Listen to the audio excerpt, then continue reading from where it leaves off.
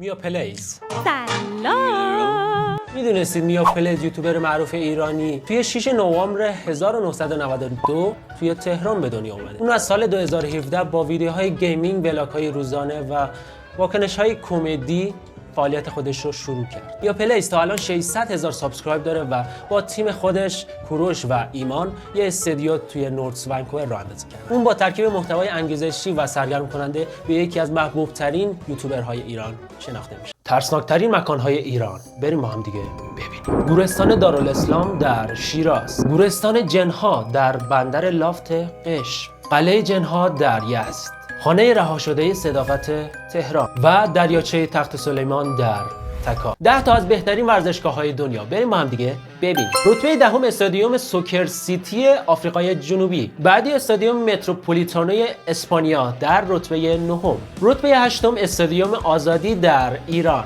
شماره 7 استادیوم اولترافورد انگلستان که مال منچستر یونایتد هستش. رتبه ششم استادیوم سن سیرو در ایتالیا. بعدی استادیوم آلیانز آرنای مونیخ در آلمان. در رتبه چهارم استادیوم ماراکانا را داریم در برزیل. رتبه سوم استادیوم ومبلی در انگلستان. در رتبه دوم استادیوم سانتیاگو برنابئو رئال مادرید رو داریم در اسپانیا. و در رتبه اول استادیوم نیوکامپ بارسلونا در اسپانیا. کشورهایی که کمترین جمعیت رو دارن، بریم با هم دیگه ببینیم.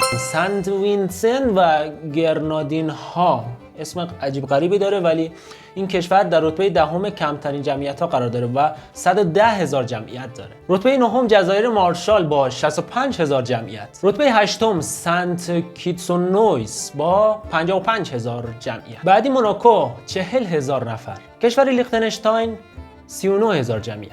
پنجم کشور سن مارینو با 35,000 نفر. رتبه چهارم کشور پالاو با 18,000 نفر. بعدی توالا با 12,000 نفر جمعیت. رتبه دوم ناورو 10,000 نفر و رتبه اول کشور واتیکان با 800 نفر، کم جمعیت ترین کشور دنیا به حساب میاد. ترین اختراعات تاریخ، بریم با هم دیگه ببینیم.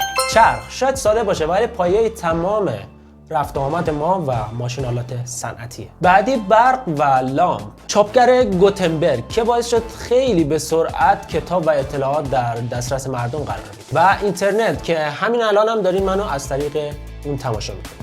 اگه خوشت اومد لایک، کامنت، سابسکرایب فراموش نکنید. در این جاهای دنیا پارت 3.